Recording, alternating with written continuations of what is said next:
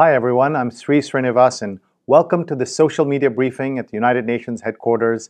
This is where we are talking about social media and the place it has in the work of the United Nations. It's my honor to be talking to you about social media. Over the last couple of years, I've done training with hundreds of your colleagues, and this is my chance now to talk about some big picture ideas and also some practical hands-on tips that can make you more effective in using social media in your work. Let's take a look at how long it's taken some technology platforms to hit 50 million users. I like that number because it means that that technology is sustainable and has a real mass audience.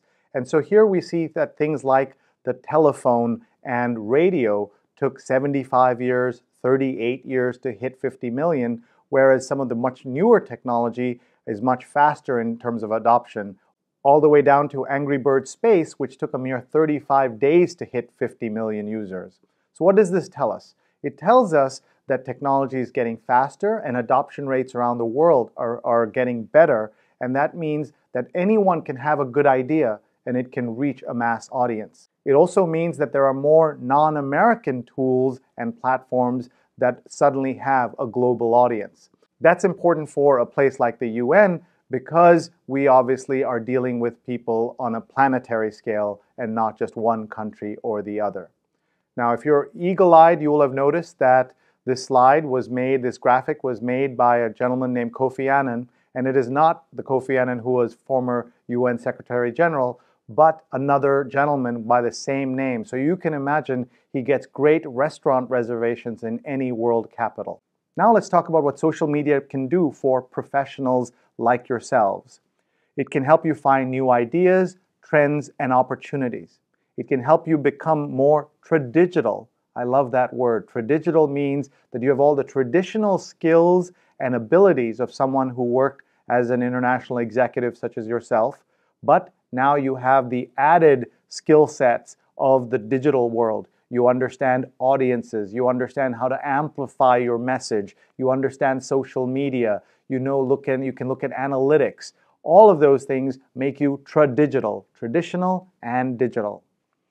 It also helps you make tighter relationships around the world, which is very important for the work that the UN does.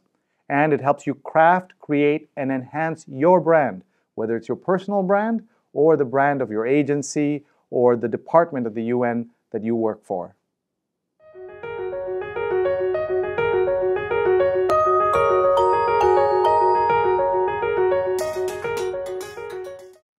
Now let's look at what social media can do for your division, for your organization, your agency at the UN. Well, first, it can help you connect more deeply with new and existing audiences, including supporters and donors. It can also bring eyeballs, traffic, and attention to your work. And that's extremely important in today's very noisy world. And finally, it can help create, craft, and enhance your brand, which is exactly what we said about how social media can help professionals. So you can see that the same work that you do on social media can benefit both individuals as well as the organization.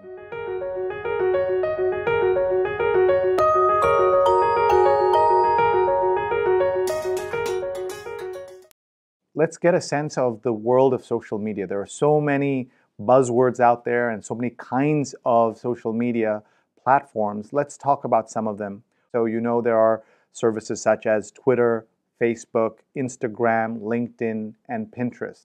Each of these has a different role, though they all are part of the world of social media. What they can do is help you get the word out on what you're doing. But they're also great listening channels so that you can listen for ideas and listen for problems that are facing the region or the topics you are covering or are dealing with. Each of them is slightly different, and you have to decide what makes sense for you. But what I tell everybody who dabbles in social media is that only if you are participating in it can you know and understand whether it makes sense for your company or your organization. So same thing at the UN. You may see there are parts of the UN that are very advanced, are on all the latest tools and technologies, but maybe your division is not there yet, and that's okay. We can all work together. There is no prize for being first on these. And that's why we should also follow the UN guidelines on social media and look to headquarters and other places where they have real resources dedicated to this. Because at the end of the day, that's the biggest issue. How do we do all this and be able to do our regular work as well as this, what feels like kind of extra work to us? All these social networks I mentioned are very good, but most of them are blocked in China. So things like Facebook, Twitter, and YouTube are blocked. But LinkedIn is not blocked in China. And the reason LinkedIn is not blocked is because they use it as a way in China to identify strong English language skills and people who speak English well, so they've not blocked it. So what can you do? Well, if you're dealing with China, then the Weibo platform is very important. It's spelled W-E-I-B-O, but pronounced Weibo, and it is a combination of Twitter and Facebook and is very effective in China. There are also lots of social media management tools that you can use. Things like Hootsuite, TweetDeck, and Buffer. Each of these will help you make sense of your social media, and instead of jumping around from one channel to another, you can bring it all home to one place. One of the keys to success on social media is using images along with text. For the first few years of social media, all you needed was the text. But now we find there's much higher rates of engagement and connections when you use a photograph. Depending on the platform we're talking about, sometimes 4 to 6 to 10 times more engagement when there are images attached. So you'll say, I don't have a photography department or somebody who knows Photoshop well. How can I do this? The good news is the tools are getting better and smarter and easier, and they're almost all free. So I'm going to name some for you that you can then test out on your own. Tools like Infogram or Photor or Canva.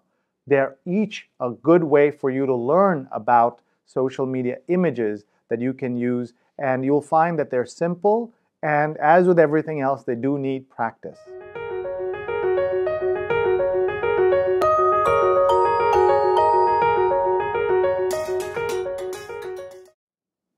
One of the questions I often get asked is, what about kind of older technologies that are not quite social media, but that you may be wanting to use in your work? One of them is blogging.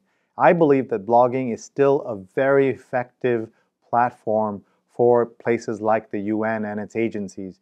Why? Because blogging is a way to quickly share information and get it seen in various parts of the world very fast.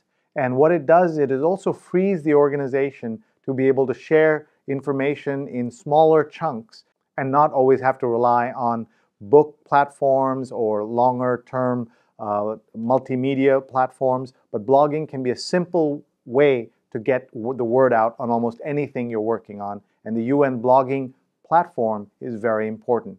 Another question I always get is about email. And people say, does email still matter? And I believe email absolutely still matters. Email makes the world go round. It's Facebook and Twitter that get all the noise, but email is really crucial. So for all your stakeholders, as well as for external folks who support you, like the press or other NGOs, email still matters.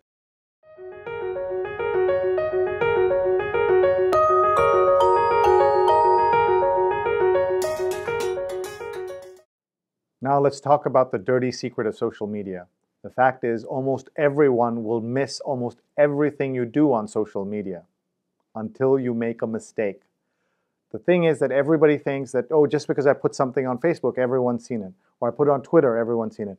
That's just not true. There's too much noise, too much confusion out there, and your stuff will not be seen that easily. On the other hand, you make a mistake, and then everybody will see it. So what does this mean? You have to be very deliberate and strategic in your social media. But let me give you another example of why it's so hard to get through the clutter. YouTube used to have about 24 hours of video uploaded every minute. So people would say, oh my God, that's a lot of videos. Well, today it's 100 hours of videos uploaded every minute on YouTube. So one of the safest places to put your top secret confidential video is on YouTube. No one's going to see it. So what does that mean? You have to work very hard to get people to see it. That means that you have to take your content, put it on these platforms, but then use all your skills and all your understanding of the new ways in which people are working and getting information to then push this out so that people will see it. And that's why you need to use not just social media, but also images and video and email and blogging, and all of this has to come together in order to reach people who you want to reach.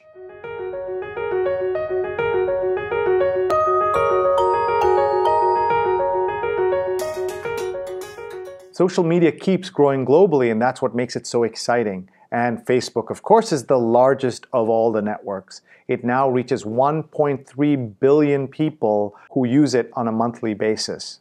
We can look at the way in which Facebook is distributed geographically on this particular image. This was made when Facebook was about 500 million users. So imagine if there were double the number of users on this. What I like about it is that each point of light represents 500 connections, and Jakarta is as bright as Miami or London. And so that means that you're seeing not just a kind of European or American-dominated social network, but a place that's truly global. Another list that's worth looking at is this one, where you look at how various countries rank on the use of Facebook. And in this particular case, you see that the US is first, but then after that, Brazil, India, Indonesia, Mexico are all up there, and many of them will keep going higher. What you're seeing is that even authoritative governments find it difficult to control information because a group of thousands and tens of thousands or even hundreds of thousands of their citizens are suddenly on Facebook, and which means they're exposed to new ideas and new content. But at the same time, we are seeing that governments are trying to control technology and using things that will allow them to block certain kinds of information coming in and leaving the country. So that's why it's important, especially with the kind of work we do at the UN, to be comfortable in more than one platform, so that if a certain platform is blocked, you're also comfortable and are using another platform that might be better.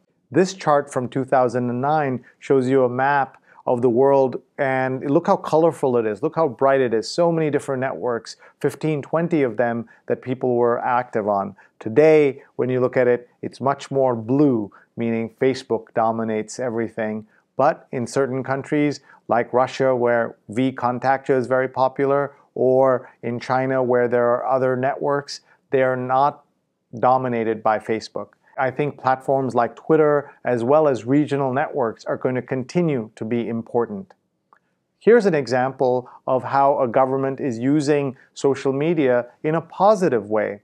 At the height of the Egyptian revolution in 2011, the US government used Twitter to tell its citizens that if they wanted to evacuate, they had to go to the airport. They were not sending limos out to the people at their hotel saying, please come. They were tweeting. So what this means is you have to be using Twitter before you need it. You have to be comfortable on social media before you need it. You have to build your community online before you need it. And that's why opportunities like this, as well as all the free resources that are available online, can help make you a smarter user of technology.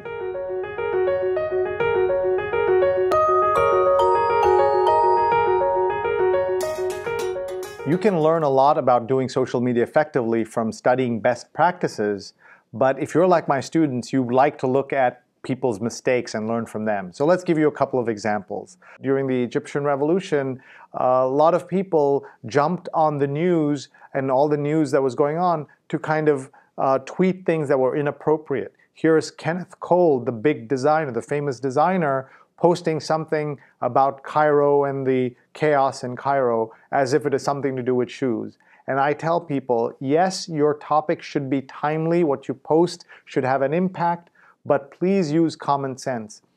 At Columbia, my favorite statement about social media that I try to ingrain in all my students, if it's common sense in real life, it's common sense in social media. Social media is not something different from real life. It's all the things you already know, but amplified a lot more. One of the issues we deal with in social media is what we call hashtag hijacking. And there are cases where organizations or news outlets might put out a hashtag because they think it's clever and it will be popular, and then it backfires. Newsweek famously put out a hashtag asking people to comment with the hashtag #MuslimRage because they thought it would get a lot of conversation. Well, it got a lot of conversation, but not the kind they wanted. It was all people making fun of Newsweek. Somebody saying that reading an issue of Newsweek and feeling dumb afterward. Or my favorite, somebody tweeting, "Shawarma with no garlic sauce, #MuslimRage." These are examples that tell you that organizations that are so smart, so clever, become too clever for their own good. One of the things that we often wonder about is, well, you're giving us all these no's and be careful and be strategic. Well, what are ways in which we can actually communicate and share ideas that make sense for us as an organization? One of the ways to think about it is what they did at another organization. They said the social media guidelines are meant to empower staff to engage through social media about their own work, not to make statements on behalf of the organization, and therefore not to pretend to be speaking for management. So it's an important distinction about me being able to talk about my work, but not talking for the entire organization. And by the way, not everyone at the UN is even allowed to talk about their own small area of work. So you must follow the guidelines and always clear with your supervisor. You may find that your supervisor isn't as well versed in social media as you are, and that's okay. One of the great things you can do as a service for the entire organization is to help your supervisor understand this technology better and maybe have them take a session like this or any other resources out there and understand and help them along. Jim Rosenberg, who is now in the UN system, shares some important ideas for how social media can be used within an organization. You look at the value proposition of what you're saying. Is it good content as well as an opportunity to build a community? You should follow the trail of where your content is going. Are the people you want to reach on social media? Then you should be there. Is it the right platform for your particular audience? You should also think about consistency across topic and across geography and across the issues at hand. It can be confusing because something that works in one particular place may not work in another. And finally, the best idea of them all to kind of understand where all of this is going is that you should think of social media as your embassies and your website as your home country. Because what it means is that everything you do on all these multiple platforms all goes home to your website. Just like all the embassies are doing great work, but it goes home to the home country. Similarly, if you have a strategic way of looking at social media, everything benefits the home country and, in your case, the home website, the main website. One of the concepts that's sometimes hard to understand is, well, should I be just trying to get more followers? And how do I get more followers? And I think of it in a different way than many people. I tell them that, yes, you would like to get more followers, but it doesn't matter if you don't have thousands of followers when you start. And later on, depending on the organization, maybe you will end up having tens or hundreds of thousands of followers. The main thing is not who follows you, but who follows you. Meaning, I would rather have influential followers than a raw mass of people who are not influential in any way. The top 100 followers of the UN, the top 100 have more than 100 million followers.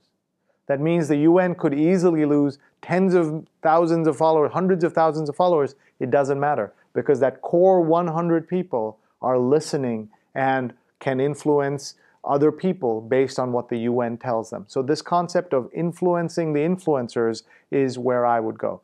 At the same time, if you would like to get more followers, there are some ways to do it, and you stick around for a couple more minutes and you will hear that.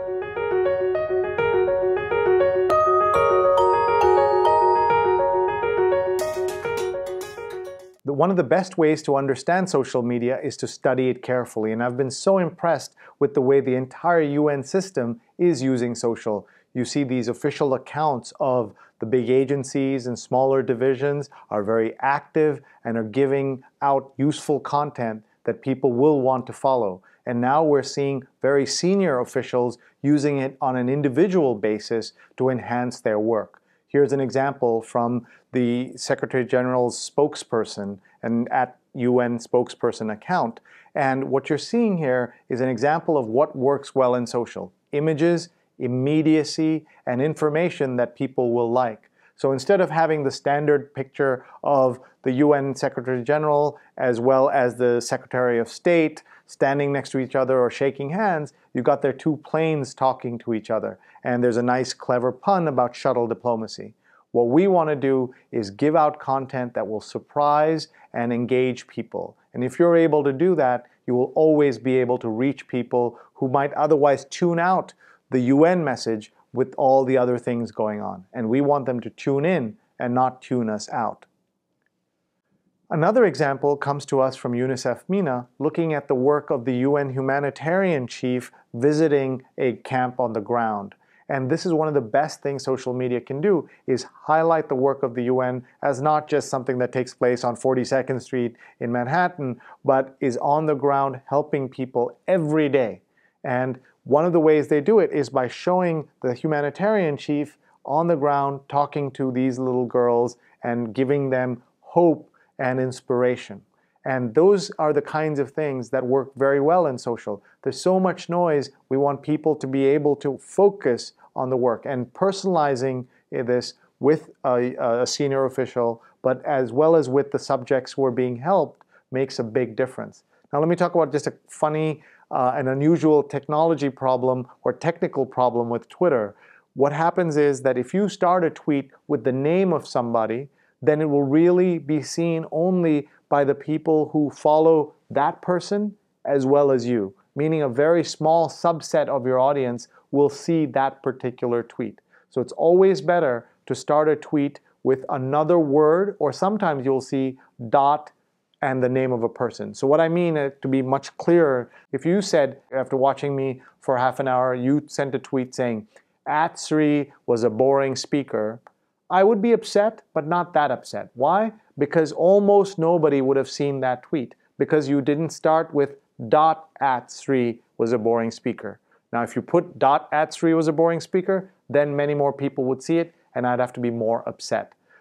The point is that Twitter is a complicated tool, and one of the founders of Twitter said that he's surprised how successful Twitter has been, considering how complicated it is to use. And I tell people that my children eat because Twitter is so complicated. If it was easy, then I would not have any work with all of you and would never get a chance to be here at the UN.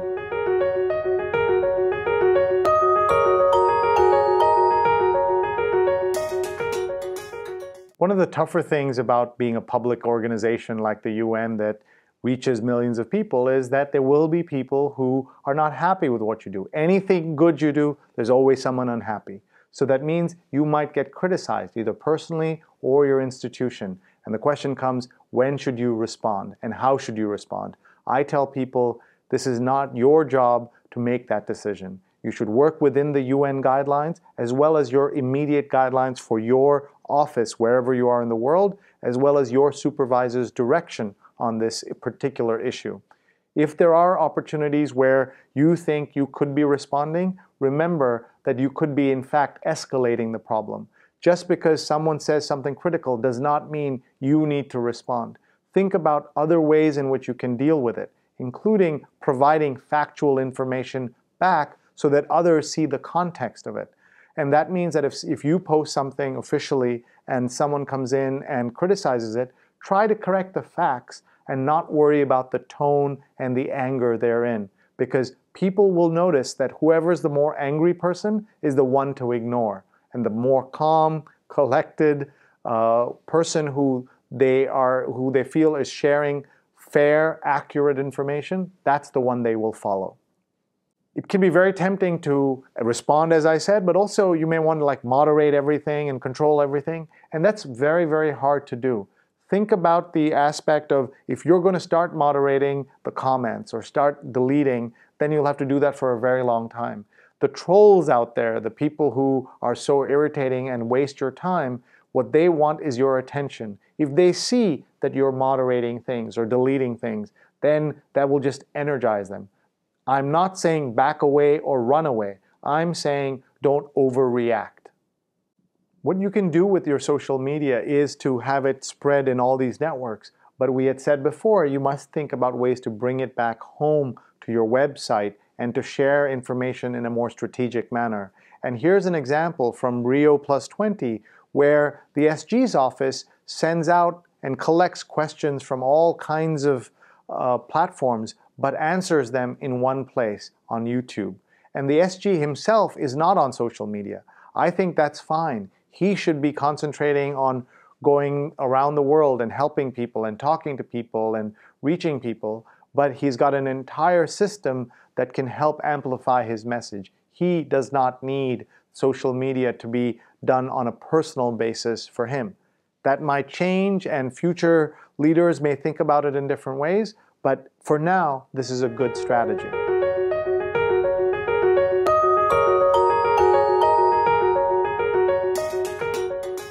The UN is all about building a sustainable world, so let's talk about sustainable social media. How do I do all this and keep my day job and keep my relationships and not drown? People are drowning in email. When they're introduced to Twitter, Facebook, all of this, it becomes even more complicated. So some ideas for you. First is there are tools that can help you. Tools like Hootsuite and TweetDeck can bring the content in a more manageable form to you.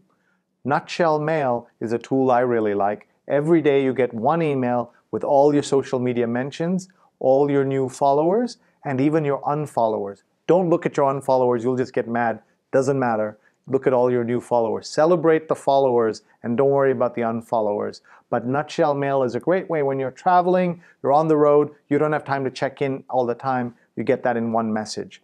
Another tool I like is Bliss Control, which helps you understand and how to make changes on various tools that you're on, and you can try that. The main thing is there are so many ways in which you can learn about social media, including by looking at websites like Mashable, which I'm a big fan of. It's an international site where you can learn different ways of communicating and using the new platforms. But think about social media not just as a broadcasting channel, but as a listening channel. Not just as a channel where you're getting your message out, but as a place where there is a lot of informal learning. And you don't have to post anything. You could just be a very smart listener, and you will find social media to be useful in your work.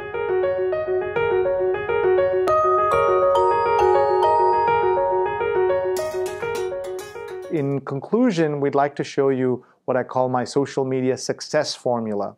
And this is a way for you to think about your content and as you post it. So this is a series of words that are ideas for you in terms of when to post and how to post, and more importantly, what to post. For your tweets and Facebook postings to be successful, they should have as many of these attributes as possible. They should be helpful, useful, timely, informative, relevant, practical, actionable, generous, credible, brief, entertaining, fun, and occasionally funny. Now you'll immediately stop at the last two and say, wait a minute, we're the UN, we can't be funny. That's right, you can't be funny, but individual people can have a sense of humor. We saw that in the shuttle diplomacy Twitter posting that happened, that you can have a sense of personality. I'm not asking you to be funny all the time, but let's look at these other words. Helpful, useful. Think about the UN in the world today. I would say these are the traits of the United Nations, that it's informative, it is relevant, it is practical, it's actionable, meaning it can help people take action to improve the world, that the UN is a generous place, and that the work it does is credible. So think about these attributes. Just be yourself on social media is what I tell people.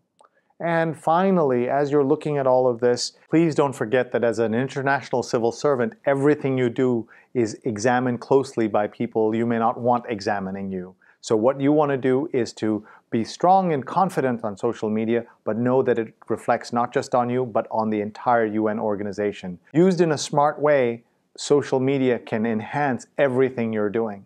And as someone who appreciates the work of the United Nations and the work of all of you individually, I can just hope that this is just a beginning of where you go with social media. You use this video, you understand it, you share it with your colleagues, and then seek out other resources, both at the UN and externally, that can help you become better and better and better at social media. We're all learning. Even after teaching this for many, many years, I'm still learning on a daily basis. Please look me up on social media if you ever need any help. You can follow me on Twitter, you can email me, or visit me on my website. And finally, all I want to say is thank you for everything you do to make the world a better place, and I hope social media can help you do that even more. Thank you very much.